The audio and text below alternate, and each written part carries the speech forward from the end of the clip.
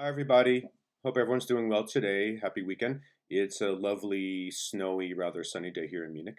I just wanted to come on and do a video about our soul purpose and our spiritual progression in the physical world, and how I really do believe that we agreed to come to this earth to be of service to spirit. So I'm going to start this recording just by reading a passage from a small pamphlet that's hidden in the back of a book. Can you read it? Can you see it? Ina Twig, medium. It's her autobiography, and back towards the end of the book, it's a small booklet that is called "Letters from Our Daughters." For those of you who have taken the trance writing classes with me or anything in trance, I speak a lot about this book. It's written by Cynthia Sandys and Rosamund Lehman, and it's the accounts. But they both lost their daughters in the physical world, and their daughters communicate through trance writing, through channeled writing, and talk about their life post mortem and waking up in the spirit world. And what I love about books written by spirit about the spirit world is it sort of takes away the misconception that we're just sitting there on clouds playing harps, that the spirit world has a whole organization and their functions, and there's reasoning behind all of it. And it's a whole society that we all get to join again when we pass into the spirit world and leave this physical earth. So I just want to read this one passage from this book. I have read this before in some of my sessions and open classes, but I love it, and it's going to be the beginning of this video. So I apologize, I cannot read with my glasses anymore. Age is horrible. So this is basically written by one of the daughters when she's interested in how a child is born, incarnated into the physical world. This letter is written shortly after the birth of a child in whom she was greatly interested in, okay? So I'm staggered by the complexity of birth from this side. We all think it's a heavy burden on earth, but here I thought they were all fashioned out of ether. Of course, I was wrong. I was taken to the spheres where children, or rather souls, are prepared for incarnation to the physical world. There are many sorts and states of development. Some grow in earth quite naturally, others have to learn why earth life is so important, and if they can gain through coming, how it is to be done. I was taken to the next stage where souls, having incarnated, have applied for further incarnation and have been tested to see if they can sustain their earth's vibrations and carry the weight of materialistic matter. This is all done through vibration.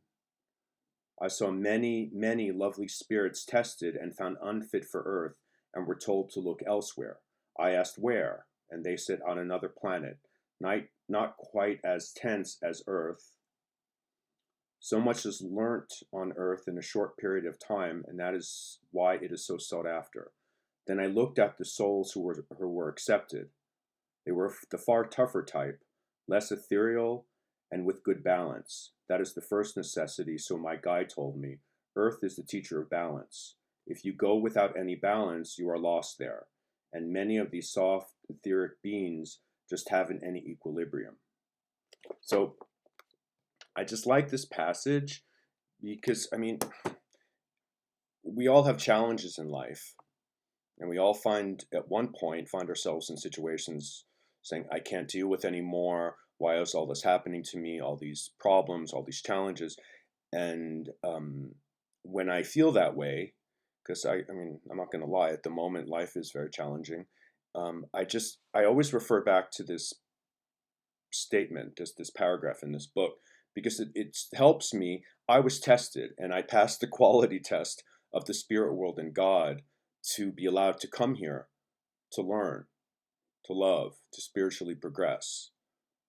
I have been chosen and allowed to come to this physical world, to Earth, to learn and to exist.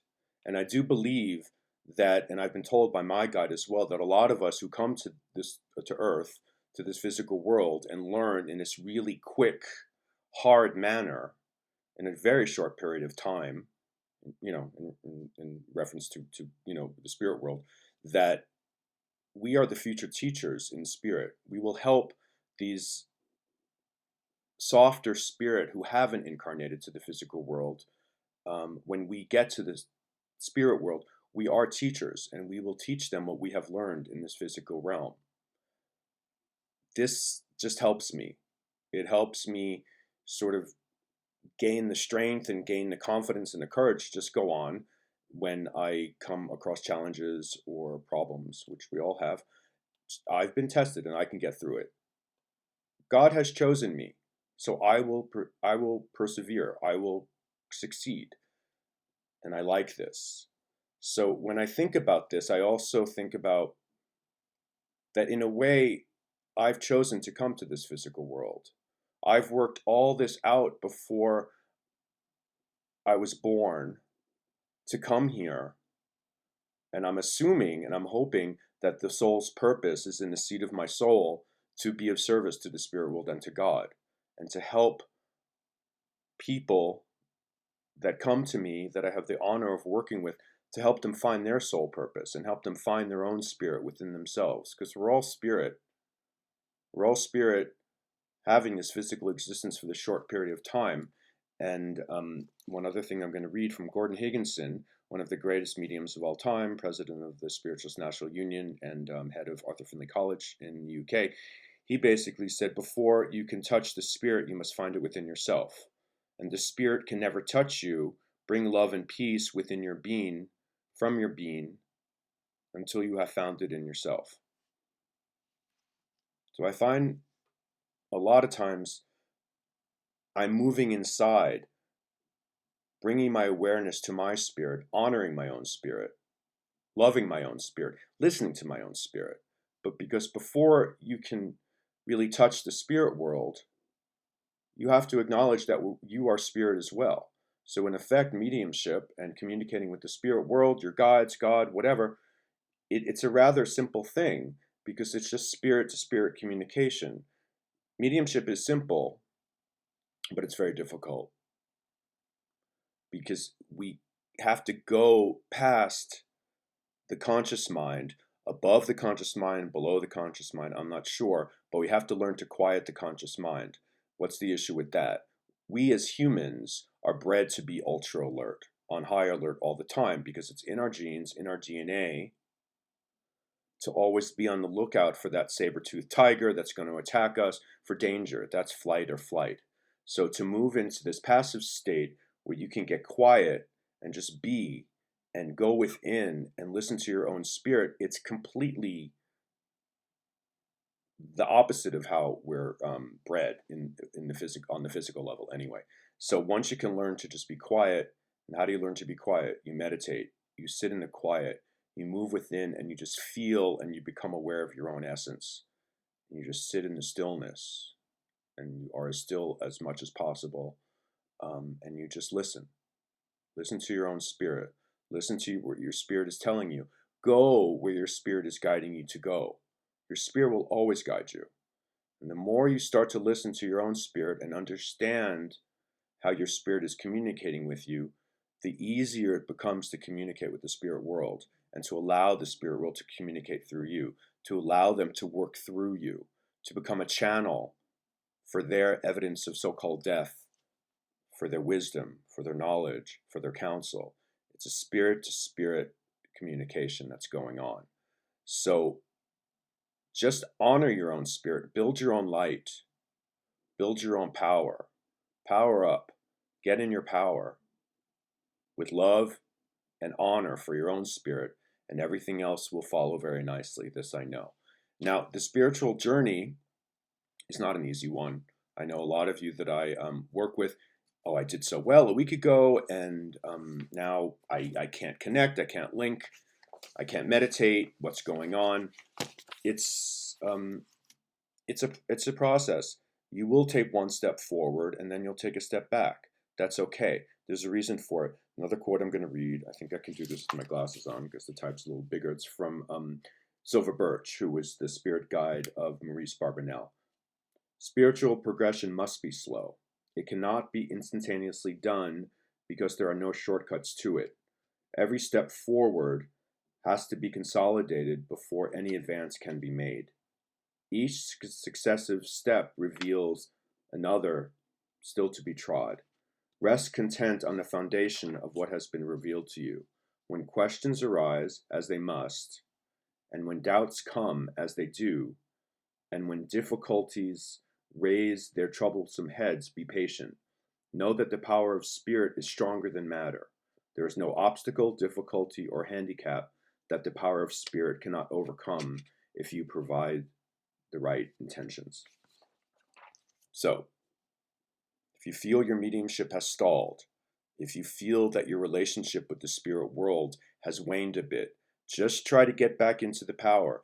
Get back into the space where you can acknowledge, I was tested and passed the test to come to this physical world. I was bred and brought to this physical world to be a service to the spirit world, to be of service to the spirit world and to God. There is no obstacle that can be put in front of me that can deter me from my path. See challenges as opportunities. Within the challenges come the growth. Anything that you feel might be a bit uncomfortable to you, go towards it. Go towards the uncomfortable.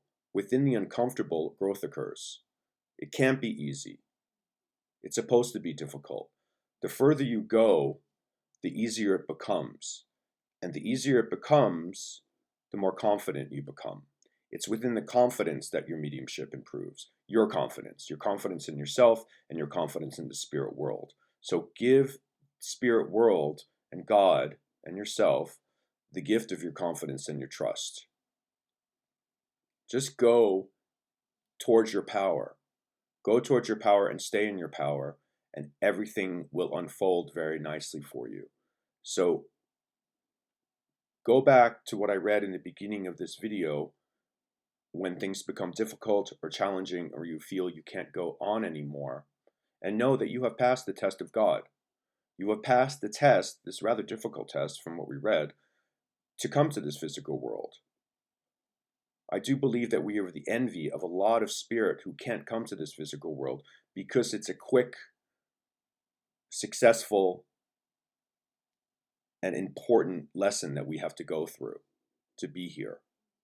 And I do believe that we do all become teachers when we go back to spirit, to bring this knowledge forth of what we learned in this physical world, that we've learned to love, we've learned to persevere, we've learned to look at challenges and head towards challenges as opportunities.